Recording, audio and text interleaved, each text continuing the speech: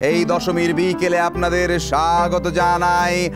আর কিছুক্ষণ পর আমাদের প্রতিমার নিরঞ্জন অনুষ্ঠিত হবে। তার আগে একটি বিশেষ খবরে আপনাদের পুলকিত করতে চাই। আসছে আমাদের মণ্ডপে এক বিশেষ অতিথি। এসো দিয়া, এসো চলচ্চিত্রের রানী, তোমার 5 অধ্যায় ছবিটা দেখবো তা জানি। এসো দিয়া মহারানী, ও এসে গেছে।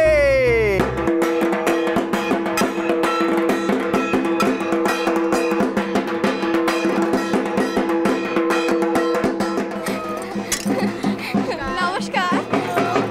চল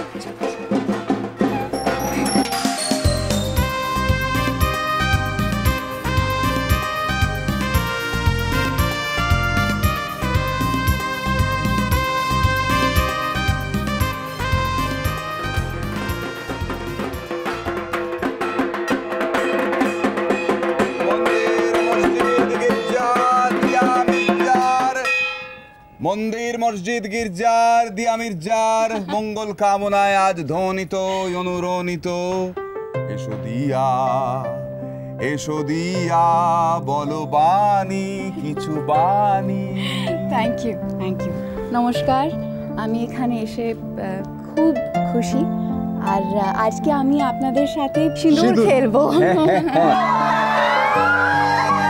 কি সুন্দর বাংলা বলছে। আরে হাততালি হয়ে যা। আচ্ছা, এইবার বলছি আর কি যে ষষ্ঠী, সপ্তমী, অষ্টমী, নবমী, দশমী এই 5 দিনের 5 অধ্যায় নিয়ে যেমন শারদ উৎসব, তেমনি 5 অধ্যায় নামে একটি বাংলা ছবি আমাদের পশ্চিমবঙ্গে মুক্তি পেতে চলেছে, যার নায়িকা চরিত্রে অভিনয় করছেন দিয়া মির্জা। একটা জোরে হাততালি হয়ে যাক। সেই ছবি নৈহাটিতেও আসবে। আমরা হাঁটি পায়ে সেই ছবি দেখব সকলে মিলে সপরিবারে। সেই ছবি আমাদের এক আনন্দ, এক বিনোদনের কারণ হয়ে উঠবে। আচ্ছা, ওই 5 অধ্যায় ছবি নিয়ে আপনি যদি 2-4 কথা একটু বলেন। Thank you. আপনারা সব ছবি নিশ্চয়ই দেখবেন। আমার মা বাঙালি, আর এটা আমার প্রথম বাঙালি ছবি। আর এটা কোইন্সিডেন্স নয় কি দুর্গা মা এসেছে আর আমার প্রথম বাংলা ছবি এখন রিলিজ হয়েছে। Thank you. মানে কি করে যে কি বলবো আর কি, মানে ভাষাই জোগাচ্ছে না আর কি। এতদিন ধরে এত ভাষা খরচ করে, মানে ভাবুন একবার, মানে ওর মা বাঙালি, মা দুর্গা বাঙালি, উনি বাঙালি হয়ে গেছেন, মানে বাংলা ছবি আসছে, সবাইতে বাংলা হয়ে একবারে কেলেঙ্কারি। বাংলার মাটি বাংলার জল। মানে উনি অনন্য, উনি অসামান্য, উনি বরেণ্য, উনি ধন্য, আমরা ধন্য, আমরা সামান্য, আমরা মানে নয় জবালা দিয়ে আর বলা যাচ্ছে না। এবার তাহলে এই গল্পের রীতি, শুভেচ্ছা এবং প্রীতি। এবার দিয়া মির্জার সঙ্গে সিঁদুর খেলা, আনন্দের মেলা।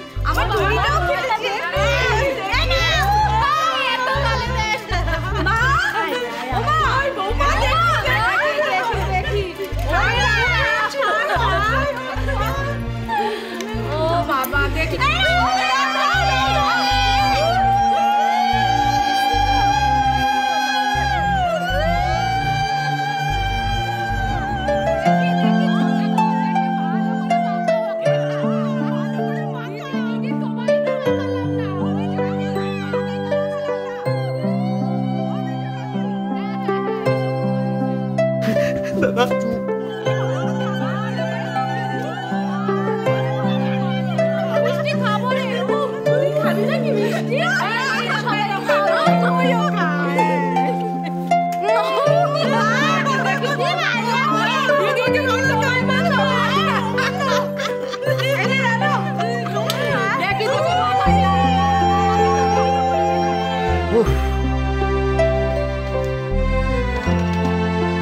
ও মা, আরে তো তোমরা সবাই মিলে তো দোল খেলা লাগিয়ে দিয়েছো আজকে এখানে।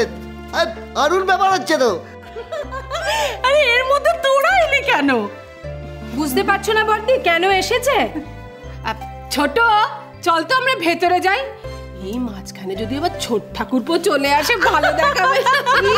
মিষ্টি কি যে বলো না, এই ভেতরে চল, মুখটা পরিষ্কার করে নি, জিভে গজাগুলো আবার রসে ফেলতে হবে। চল চল চল।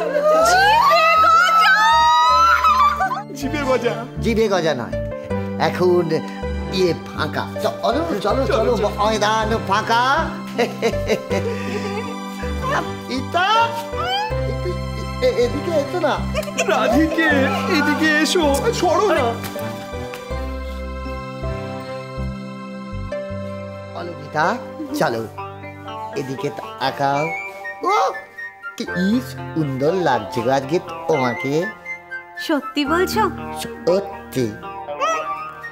এই দশমীর বিকেলে কি সুন্দর কথা শোনালে প্রাণনাথ।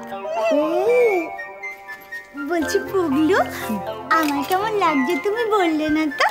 কি বলবো বলো রাধিকে, আমার তো তোমার সঙ্গে সিঁদুর খেলার কত ইচ্ছে, কিন্তু সবাই ছিচি করবে বলেই তো খেলতে পারছি না। পুগলু দুঃখ পায় না সোনাটা।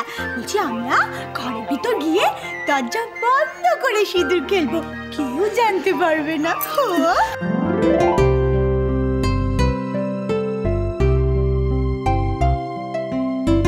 কি হলো?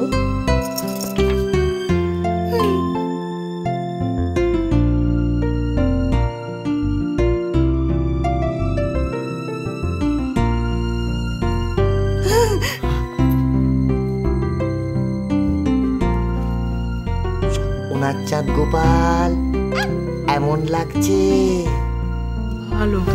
জানতাম এই তো সোনার চাঁদ গোপাল কি সুন্দর ইয়েতে ইয়েতে খেলা করছে, ওকে চোখে খেলা করছে। দাদা তুমি যে কি সব বলো না। এই কি বলো না মানে? এতক্ষণ তো হাঁ করে দাঁড়িয়ে গিলছিলি। কি গিলছিলাম? ও ভাই, এমনি সময় তো তুই যা পাস তাই গিলিস। ও বাবা এখন কি গিলছে গো? উফ রাধিকে, এই গেলা সে গেলা নয় গো, এই গেলা মানে হলো দেখা। আহ তুমি দেখলে না ঠাকুরপো কিরকম মুগ্ধ হয়ে আমাদের ছোটকে দেখছিল। আমি চাই মুখটা ধুয়ে আসি। লজ্জা পেয়ে গেল। দাদা আমার না এসব ফালতু আর কি একদম ভালো লাগে না। ভাল লাগে না তো, এই যে চলে গেল, দেখ ঘুরে দাঁড়াবে তারপর উঁকি মারবে, দেখ।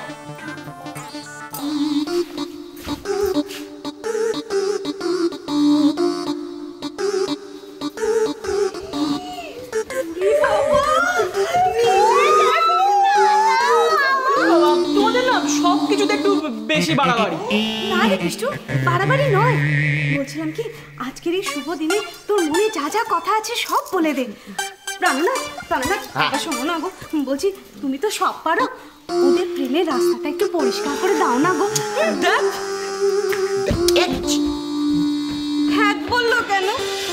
সংসার সুখের হয় রমণীর গো